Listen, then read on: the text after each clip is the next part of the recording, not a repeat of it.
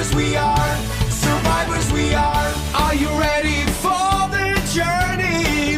Clarence Karim is the name, yes indeed. Survivors we are.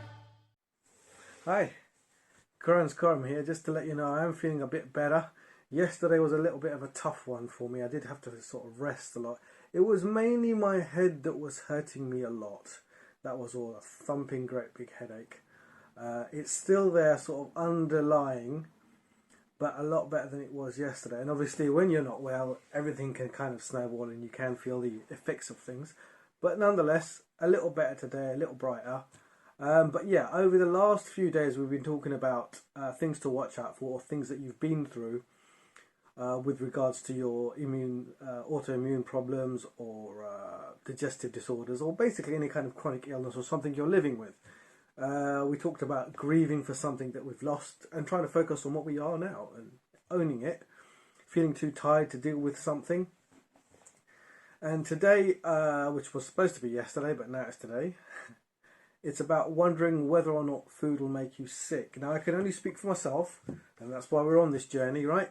So originally when I was diagnosed with the disease back then, and they're telling you it could be caused by food, stress, and some other things as well. Smoking,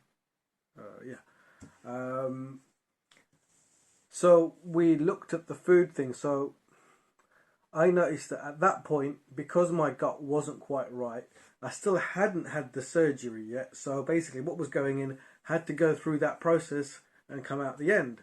So going through this process was the bit that was tough, because no matter what you ate, there was always some kind of pain, clearly, because your gut is inflamed to extreme proportions. Where it's supposed to be nice and big and food can pass through easily, it's like that. So literally only water's getting through, and that can be quite painful.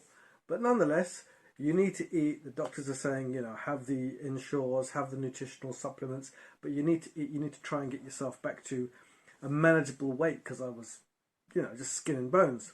So thinking about what I just said a second ago about worrying about what to eat,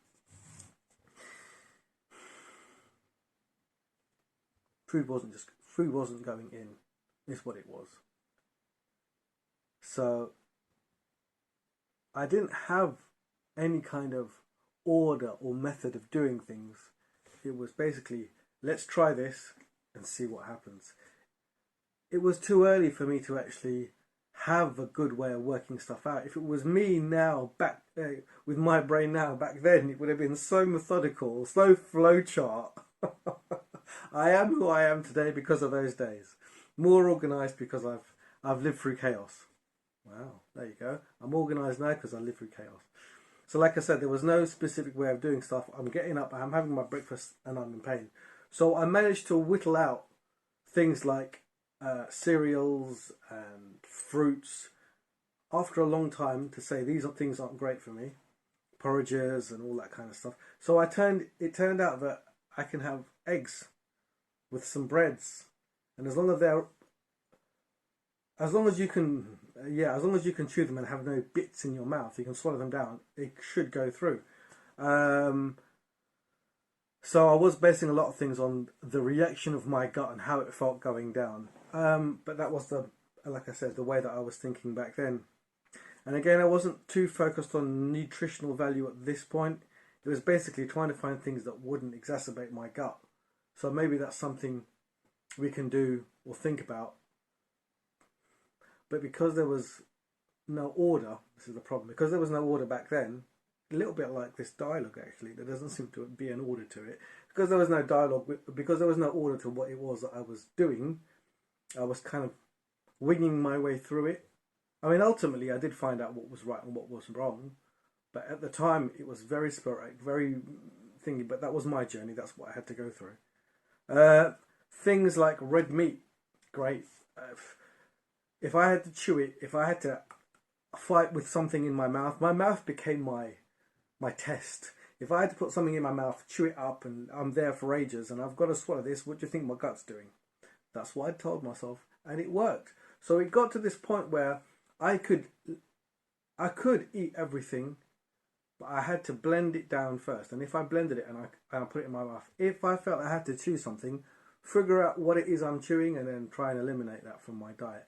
And luckily, it did get to a point where I could no longer have to blend it. Just make sure I'm chewing properly, swallow it down. And again, maybe my gut had the rest, which is why it could cope with it.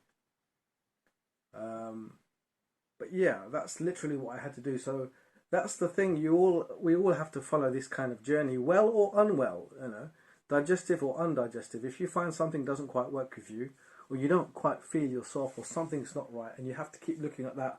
Oh, is it the food? Probably is. That's what's going into you, isn't it? Nothing else. You put stuff on your skin. Sure, you wear clothes and what have you, irritations on the outside, but what you put in is in the mouth. So there probably is something to do with that. Anyway, let me just go back to what I had there, which was, worrying about food. Yeah.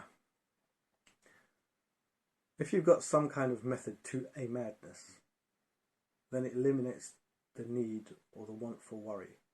But naturally, we can be worriers. I'm not going to say don't worry about it, because that's the worst thing you can do. I still worry. But I'm saying have something in place where if this isn't working, try something else. It's like being proactive about it. There you go. Proactive about what might worry you can actually take you away from the worries. Yeah. Okay. That's me for now. I will talk to you tomorrow, hopefully, when I'm feeling a little bit better. But yeah, have a good evening. Karim out. Survivors we are.